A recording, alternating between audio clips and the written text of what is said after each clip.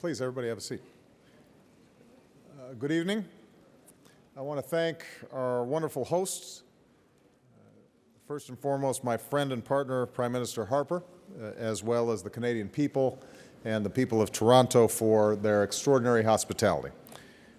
The success of these summits, the G8 in Muskoka and the G20 here in Toronto, is a tribute to Canadian leadership.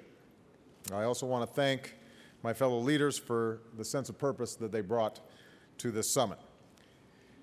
The G20 is now the premier forum for international economic cooperation. We represent East and West, North and South, advanced economies, and those still emerging. Our challenges are as diverse as our nations, but together we represent some 85% of the global economy, and we have forged a coordinated response to the worst global economic crisis in our time. In London last year, we took unprecedented action to prevent an even larger economic catastrophe, to put our economies on the path to recovery, and to begin reforming our financial system so that the crisis like the one we were emerging from never happened again. In Pittsburgh, we went further, moving beyond the old economic cycles of boom and bust by committing our nations to a new framework for growth that's balanced and sustained, as well as specific financial reforms. Our bold action has succeeded. In the United States, we are committed, above all, to leading by example. And because of the steps that we've taken to get our economy moving, we are growing again, and this growth is beginning to translate into job creation. And we're now poised to pass the toughest financial reform since the aftermath of the Great Depression. Globally, economic contraction has given way to economic growth. Trade that had plummeted is rebounding. Emerging economies in particular are seeing impressive growth. So we have pulled ourselves back from the brink and begun to move forward with economic recovery. But, as we all know, that's not good enough.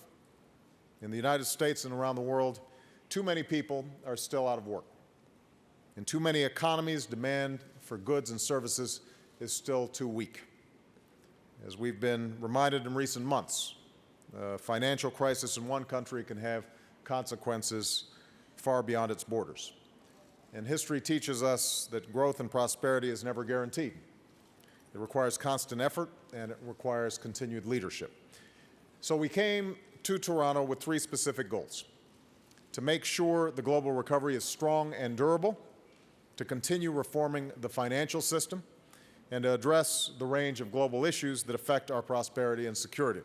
And we've made progress in each of these areas. First, to ensure the recovery is strong and durable, we agreed to continue coordinating our efforts so we're creating jobs. That's my highest economic priority as president. And this is why we are focused on increasing global demand. Every economy is unique, and every country will chart its own unique course, but make no mistake, we are moving in the same direction. As I reiterated to my colleagues, after years of taking on too much debt, Americans cannot and will not borrow and buy the world's way to lasting prosperity. No nation should assume its path to prosperity is simply paved with exports to the United States. Indeed, I've made it clear that the United States will compete aggressively for the jobs and industries and markets of the future. And that's why I've set the goal of doubling our exports over the next 5 years, an increase that would support millions of jobs in the United States. It's why I've launched a national export initiative to help meet this goal. It's why we focused earlier this week on deepening our economic cooperation with Russia, which would benefit both of our countries, including restarting our poultry exports and accelerating our efforts to support Russia's entry into the WTO. And that's why I announced that my administration will work to resolve outstanding issues regarding the United States-Korea Free Trade Agreement by the time that I visit Korea in November. This will create new jobs and opportunity for people in both our countries and enhance America's competitiveness in the 21st century. A strong and durable recovery also requires countries not having an undue advantage. So we also discussed the need for currencies that are market-driven. As I told President Hu yesterday, the United States welcomes China's decision to allow its currency to appreciate in response to market forces, and we will be watching closely in the months ahead.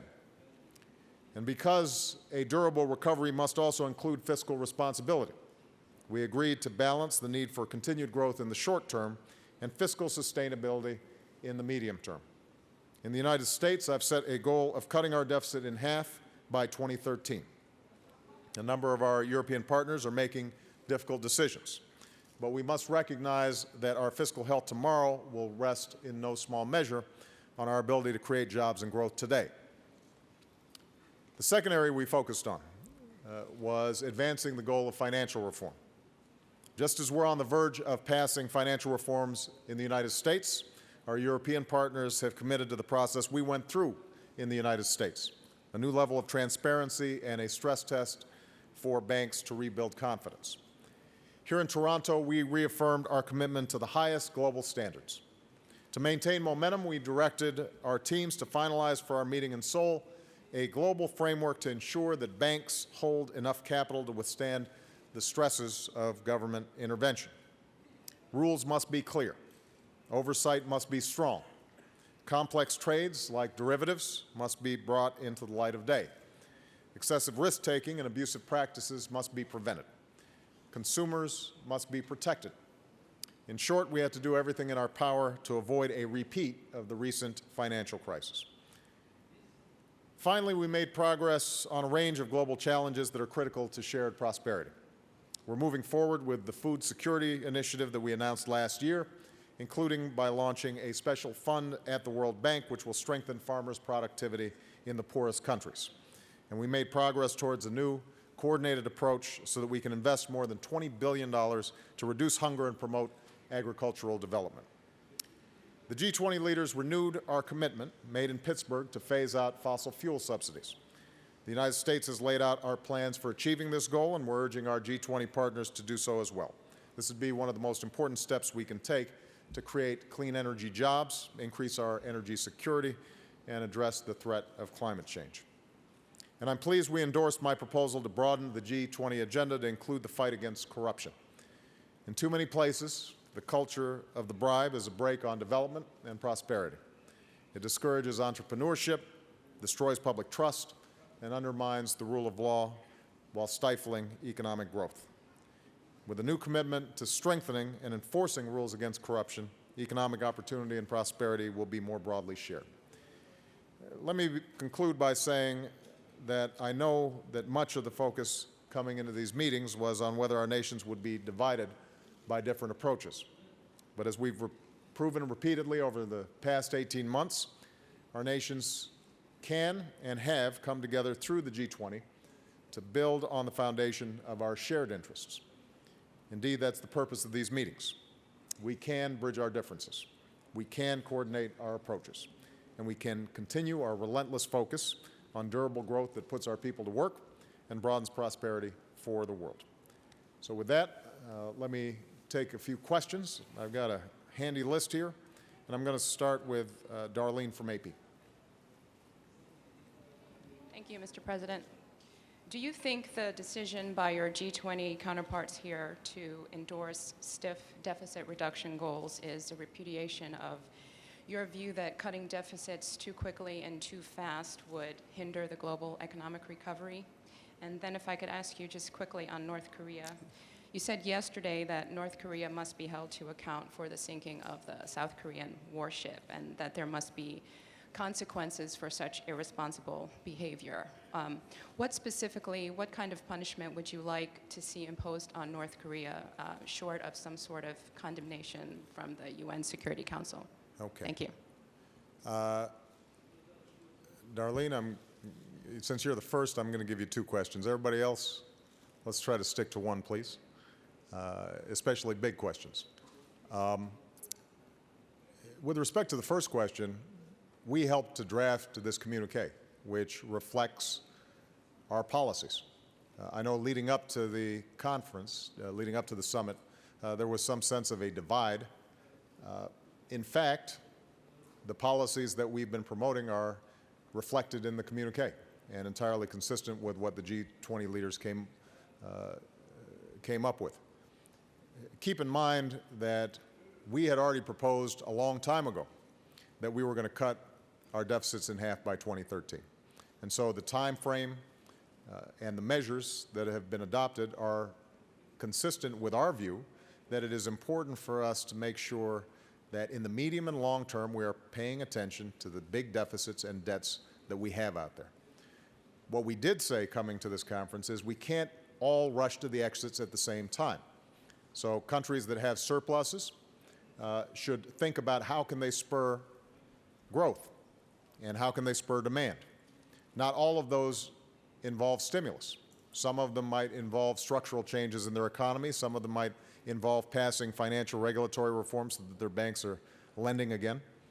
But the point is that in each country, what we have to recognize is that the recovery is still fragile, that we still have more work to do to make this recovery durable, but we also have to recognize that if markets are skittish and don't have confidence that we can tackle the tough problems of our medium and long-term debt and deficits, then that also is going to undermine our recovery.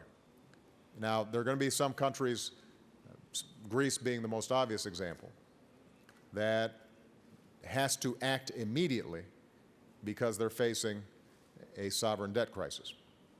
There are going to be other countries where the issue really has to do with how do we start putting in place some plans that are credible for deficit reduction, even though they don't kick in significantly in this first year. So, for example, Germany, which cares deeply, obviously, about the issue of fiscal consolidation. If you actually look at their plans, they're no more front-loaded than ours are. In fact, you can make the argument that some of the steps that I've already taken, freezing domestic discretionary spending for the next 3 years in my budget, passing PAYGO, setting up a fiscal commission to tackle issues like entitlements long-term, that many of those decisions are comparable to some of the decisions that have been made by those who are promoting fiscal consolidation. So I think this has really been an issue in which there is violent agreement between the parties. We have to make sure we're not rushing to the exits too quickly and all at the same time, but we also have to be mindful that the debt and deficit levels that many advanced countries have right now are unsustainable and have to be dealt with in a serious way. With respect to North Korea, our main focus right now is in the UN Security Council making sure that there is a crystal clear acknowledgement that North Korea engaged in belligerent behavior that is unacceptable to the international community. If the United States participated in the investigation that was conducted around the Chonan, our experts concluded that North Korea had carried out that attack. That was consistent with South Korea's assessment and others who were observers in the process. I think President Lee has shown extraordinary restraint given these circumstances. And it is absolutely critical that the international community rally behind him and send a clear message to North Korea that this kind of behavior is unacceptable and that the international community will continue to step up pressure until it makes a decision to follow a path that is consistent with international norms. And my expectation is that those who were here at the G20, as they look at the evidence, will come to that same conclusion. I think it is a bad habit that we need to break to try to shy away from ugly facts with respect to North Korea's behavior in the interests of, or under the illusion that that will somehow help to maintain the peace. All right. Hans. There you go. Thank you, Mr. President. Before the summit, you said it was too early to tell if China's reevaluation of their RMB would lead to a real evaluation. You suggested that you take a year to look at the trajectory to see whether or not it was real. You've just said a couple of months. Did I say a year at the press conference in the White House? On the 24th with Medvedev, you said Did I say a year? You take a year to monitor the RMBs. That was the trajectory. Okay. I just want to know if there's a reason for No, the change in the intervening time. Look, I'd have to look at the transcript, but let me just make sure that I'm absolutely clear here. Number one, China has determined that it is in its own interests, its own sovereign interests, to move back towards a path of flexible exchange rates. We think that is a very positive thing. We think in part it is a positive thing because a undervalued RMB has given China a significant trading advantage. And we have been very clear to them that we don't consider that acceptable or consistent with the principles of balanced and sustainable growth that were discussed in Pittsburgh and that all G20 countries signed on to. So we are pleased that they've made this first step. But like I think a number of other countries, a number of other trading partners with China, the proof of the pudding is going to be in the eating. We didn't expect a 20% revaluation in a week. That would be disruptive to the Chinese economy. It would be disruptive to the world economy. We do expect that as more and more market forces come to bear, that given the enormous surpluses that China has accumulated, that the RMB is going to go up, and it's going to go up significantly. And so we are going to be paying attention over the next several months to make that determination. Now, I don't have a perfect formula. Will I have a clear idea after 3 months as to whether it's moving fast enough or not? I will leave that up to Treasury Secretary Geithner, who makes these determinations. That's not my job. How long do you expect people like Senator Charles Schumer and American manufacturers who have lost so many jobs so quickly, how long do you expect them to wait? Well, Hans, we're not going to have a colloquy here.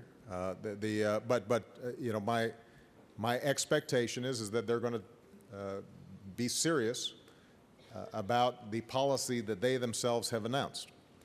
Now, what I'm going to do is I'm going to work with people like Senator Schumer, manufacturers, workers who are affected by these trade imbalances. And I think we all have the same interest, and that is the United States can compete with anybody as long as we've got an even playing field. And as I indicated in my opening remarks, we're prepared to enter into trade agreements with Korea.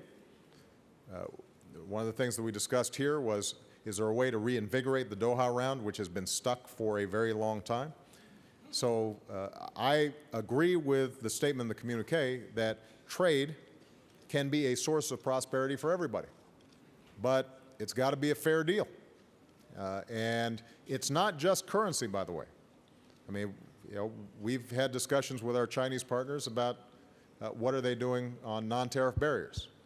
What are they doing with respect to intellectual property protection? What are they doing with respect to state-owned enterprises or state-owned banks that are subsidizing industry? So there are a whole host of issues. Now, undoubtedly, they've got some issues with us. And I think we can manage these trade frictions, but it's going to be important, I think, for China to take seriously not just what we're saying, but what a number of countries, including countries like Canada, are saying. All right? Jackie, where are you at? Back here. Thank you, Mr. President. One of the non-economic issues you covered here was Afghanistan. And I'm curious whether you believe that the talks that Pakistan is reportedly brokering between the Taliban and President Karzai of Afghanistan hold promise, or do they concern you? And a related question, not a second question, is do you agree with the new Prime Minister of Great Britain, David Cameron, David to you, that we can be totally out of Afghanistan by 2015 and turn the lights off? I'm not sure that's a quote from David, but I'll take the second question first. We have been in Afghanistan now for 9 years. Next year, we will have been there for a decade. This is now America's longest war. And What that means is that all of us have an interest not in occupying Afghanistan, but an interest in making sure Afghanistan is stable, can stand on its own 2 feet when it comes to security issues, and is not a base for terrorist activities launched against the United States of America. Now, I think that we're going to need to provide assistance to Afghanistan for a long time to come. You know, they are still building up a national government. They are in a very tough neighborhood. They are a very poor country. So on a whole range of issues, from economic, development, setting up courts, setting up effective police forces, a political system that is transparent and fair, as well as with respect to security. We intend to be a partner with Afghanistan over the long term. But that is different from us having troops on the ground. Now, I've been clear about the policy that we're pursuing. It was announced last November, and we're several months into it. The policy involves us sending in additional troops.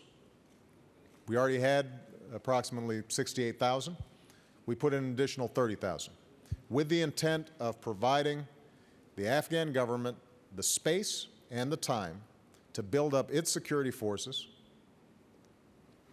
for us to be able to help blunt the momentum of the Taliban, to clear some of the areas in which the Taliban had gotten a very fierce foothold, to start moving Afghan security forces in, even as we are improving governance and we're improving the legitimacy and credibility of the civilian government. That is the policy that General McChrystal was pursuing. That is the policy that General Petraeus is pursuing. That is the policy that all of our ISAF allies have fully endorsed, as has President Karzai. Now, it's tough. It is a tough challenge for reasons that have been amply recorded. As I said, this is the third poorest country in the world. It has an extraordinarily high illiteracy rate. It has suffered through 30 years of war. And so this is going to be tough. But what I expect is that by the end of this year, we will have seen progress on the strategy that was laid out. We will conduct a full review. Those things that are not working, we will fix. Those things that are working, we will build on, both on the civilian side and on the military side, as well as on the diplomatic side. Because ultimately, as was true in Iraq, so will be true in Afghanistan. We're going to have a political solution, not simply a military solution. Now, with respect to the negotiations and efforts at reintegration, I think it's too early to tell. I think that we have to view these efforts with skepticism, but also openness.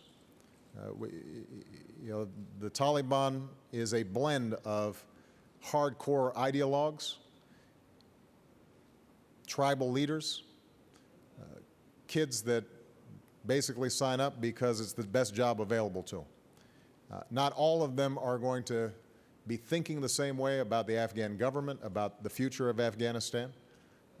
And so we're going to have to sort through how these talks take place. But I think that President Karzai's peace jirga was a useful step. He's going to be having a Kabul conference that I think will be a useful step in this direction. I think that conversations between the Afghan government and the Pakistani government, building trust between those two governments, is a useful step. I think to the extent that we can get all the regional players to recognize that it is in everybody's interests that this region between Pakistan and Afghanistan are not used to launch terrorist attacks, that will be a useful step, and that's what we're moving towards. Peter Marr. There you are. Thank you, sir. Looking ahead to the Supreme Court confirmation hearings of your choice, Elena Kagan, tomorrow, First of all, what do you say to the critics who are portraying her as a politically motivated liberal? And given your own support when you were in the Senate for a filibuster of a Supreme Court nominee, what's your guidance to Republicans who may be threatening that at this point? I think they should pay attention to Elena Kagan's record and her testimony. Under our constitutional system, the Senate is entrusted with the process of providing advice and consent. And I am absolutely confident that if you give a fair reading of Elena Kagan's record and her performance in every job that she's had, what you see is somebody with an extraordinarily powerful intellect, somebody with good judgment, somebody who understands the impact that laws have on individual Americans, somebody who's able to broker understandings between people of very difficult ideological bents, somebody who is extremely hardworking, extremely diligent, extremely personable, knows how to build consensus, has been an outstanding lawyer, has been an outstanding dean of one of our top law schools. Notice, even though it's my alma mater, I just said one of. Has performed brilliantly as Solicitor General, and has the support, by the way, of a number of very conservative jurists who she's worked with. So, you know, as I examine some of the arguments that have been floated against her nomination over the last several weeks, it's pretty thin gruel. Having said that, I expect that you know, my Republican colleagues and my Democratic colleagues should ask her tough questions, listen to her testimony, go through the record, go through all the documents that have been provided to the Senate Judiciary Committee, and then vote their conscience. Vote their conscience. Mr. Kimura of the Kyoto News. Thank you, Mr. President. I have a question with two parts, if I may.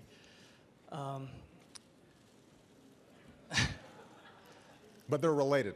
Yes, of course. Yes. Okay, the Chonan incident once again indicated the instability of Northeast Asia and the importance of the U.S.-Japan Security Treaty that just marked the 50th anniversary this month. And you will be meeting with new Prime Minister Khan after this. And on this occasion, would you please talk about your long-term vision on the alliance and the security treaty? I mean, is this current structure of the treaty sustainable for the coming decades, especially with the Chinese military expansion and unpredictable North Korea?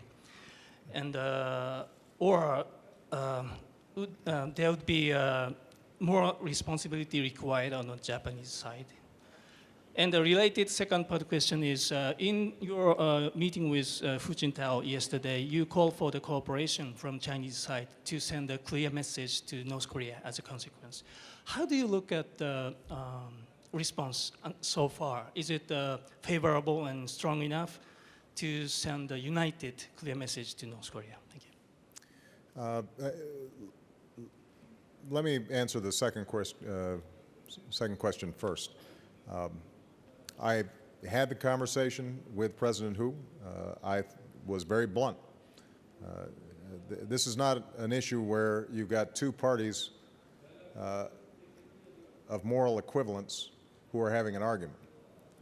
This is a situation in which you have a belligerent nation that engaged in provocative and deadly acts against the other.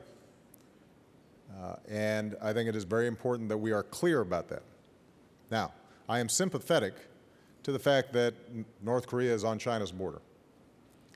They have a security interest in not seeing complete chaos on the Korean Peninsula or a collapse that could end up having a significant impact on them. And so I think the United States and the international community should be mindful that this is in China's backyard. And so when they adopt a posture of restraint, I understand their thinking. But I think there's a difference between restraint and willful blindness to consistent problems. And my hope is that President Hu will recognize as well that this is an example of Pyongyang going over the line in ways that just have to be spoken about seriously, because otherwise we're not going to be able to have serious negotiations with the North Koreans. I think every participant in the six-party talks would love nothing more than to see these issues resolved diplomatically. So in that, China and the United States and Japan and South Korea and Russia all share a common interest. We'd like to see a denuclearized Korean peninsula. We'd like to see a North Korea that is a responsible member of the world community, which would be good for the people of North Korea. But that's only going to happen if we're honest about what's taking place right now and if we're honest about our basic expectations of how nations behave in an international order. With respect to the alliance between the United States and Japan, we mark 50 years. I expect that alliance to sustain itself for another 50 years. I think the condition of the alliance is very strong. I have already had the opportunity to meet with and discuss issues with the new Prime Minister over the last several days. I think he is as committed as I am to making sure that the U.S.-Japan alliance remains strong and vibrant. It is good for Japan's security. It is good for America's security. And by the way, I think, again, it helps to serve China's interests and South Korea's interests. I think rather than set it up as a rivalry, rather than view this as an issue of spheres of influence, which is, I think, an old way of thinking. What we want to do is to say, we are always going to be there for Japan. We are always going to be there for South Korea. We are going to be a presence in the Pacific because we are a Pacific nation as well as an Atlantic nation. But we want to partner with all countries to create an environment in which trade and commerce and the exchange of goods and people and ideas and cultures is thriving. And look, Asia is obviously on the move. China's on the move. That's a positive thing. That shouldn't be a threat to anybody. What we want to make sure of, though, is that through dialogue, through forums like the G20, through forums like ASEAN or APEC or some of the other multilateral institutions that we've set up, that all countries are meeting their responsibilities, even as their rights are also being recognized. And I think if we adhere to that basic principle, then a strong U.S.-Japan alliance is something that can continue to be a cornerstone of a peaceful and prosperous Asia, which will benefit all people. Okay. Dan Lothian from CNN. Thank you, Mr. President. To follow up on Jackie's question, you talked about providing assistance in Afghanistan for some time to come. But given the challenges there and the history in Afghanistan, what makes you think that after declaring victory in Afghanistan, that it won't slide back into becoming a haven for terrorists? Well, I don't have a crystal ball. I think that right now, the debate surrounding Afghanistan is presented as either we get up and leave immediately because there's no chance at a positive outcome, or we stay basically indefinitely and do, quote unquote, whatever it takes for as long as it takes. And what I said last year, I will repeat, which is we have a vital national interest in making sure that Afghanistan is not used as a base to launch terrorist attacks. It is true that al-Qaeda right now is in Pakistan, and you'll often hear, why are we in Afghanistan when the terrorists are in Pakistan? Well, al-Qaeda is pinned down and has been weakened in part because they don't have the run of the territory. We would be less secure if you return to a situation that existed prior to 9/11, in which they had a government that was friendly to them and willing to house their operations. And I don't think anybody would dispute that. So A, we've got a vital interest in the region. B, we do not expect, because of our involvement in Afghanistan, that the country is going to completely transform itself in a year or 2 years or 5 years. President Karzai does not expect that. The Afghan people don't expect that. Afghanistan has its own culture. It is a very proud culture. It has a lot of work to do with respect to development, and it's going to have to find its own path. But I reject the notion that the Afghan people don't want some of the basic things that everybody wants. Basic rule of law, a voice in governance, economic opportunity, basic physical security, electricity, roads, an ability to get a harvest to market and get a fair price for it without having to pay too many bribes in between. And I think we can make a difference, and the coalition can make a difference in them meeting those aspirations, even as we are meeting our security interests. Those two things are tied together. Now, there has been a lot of obsession around this whole issue of when do we leave?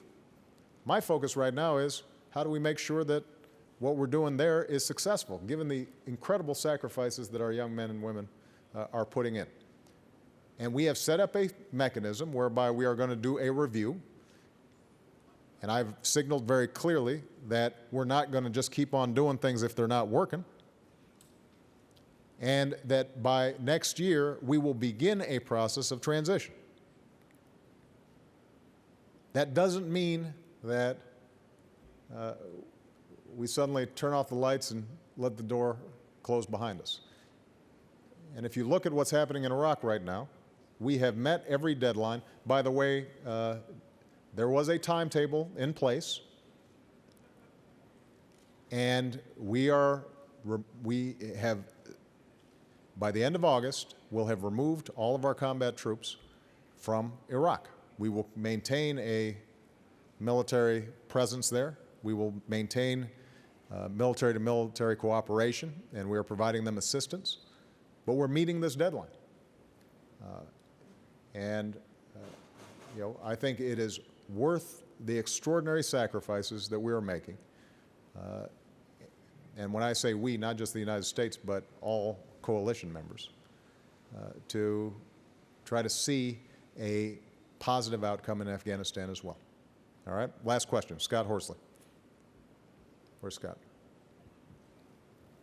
Mr. President, are there steps your administration can take now to build confidence that the U.S. will, in fact, meet its deficit reduction targets in the medium and long term? I'm sorry, could you repeat the question? Put the mic a little closer to you. Are there steps your administration can take now to build confidence that the U.S. will, in fact, meet its deficit reduction goals in the medium and long term? Several steps we've already begun to take. Number one, as I indicated, the budget that we're presenting, 3 years discretionary domestic spending freeze. And I've sent a clear signal to the leadership when we met. Even if we do not get the entire budget package passed through Congress, that top line number needs to stay firm, and I'm serious about it. We've initiated a whole host of measures to cut programs that aren't working, including, by the way, in the defense area. Bob Gates has been, I think, as successful as any Secretary of Defense in recent memory in actually killing programs, which I think anybody who follows Washington knows is very difficult. We have instituted PAYGO, and although there were baselines built in that took into account the fact that some of this stuff was not going to be solved overnight, it is starting to provide budget discipline to Congress as they move forward. And we have set up this fiscal commission who will provide reports starting in November. And one of the encouraging things, although there was resistance, ironically, on the part of some of the Republicans who originally had been co-sponsors of legislation to create the fiscal commission, and they in fact ended up voting against it. What's been encouraging, based on what I'm hearing both from Democrats and Republicans, is that there's been a serious conversation there. People are looking at a whole spectrum of issues to get at what is basically a structural deficit that preceded this financial crisis. Even if the financial crisis made it much worse, but even if we had not gone through this financial crisis, we'd still have to be dealing with these long-term deficit problems. They have to do with Medicaid, they have to do with Medicare, they have to do with Social Security, they have to do with a series of structural problems that are not unique to America. Some of it has to do with an aging population. You know, we've got to look at a tax system that is messy and unfair in a whole range of ways. And so they're looking at the gamut of steps that are going to be taken. You know, one of the interesting things that's happened over the last 18 months as president is, for some reason, people keep on being surprised when I do what I said I was going to do. So I say I'm going to reform our healthcare system, and people think, well, gosh, that's not smart politics. Maybe we should hold off. Or I say we're going to move forward on don't ask, don't tell. And somehow people say, you know, well, why are you doing that? You know, I'm not sure that's good politics. I'm doing it because I said I was going to do it, and I think it's the right thing to do. And you know, people should learn that lesson about me, because next year when I start presenting some very difficult choices to the country, you know, I hope some of these folks who are hollering about deficits and debt step up, because I'm calling their bluff. And we'll see how much of that, how much of the political arguments they're making right now are real, and how much of it was just politics. All right? Thank you very much, everybody.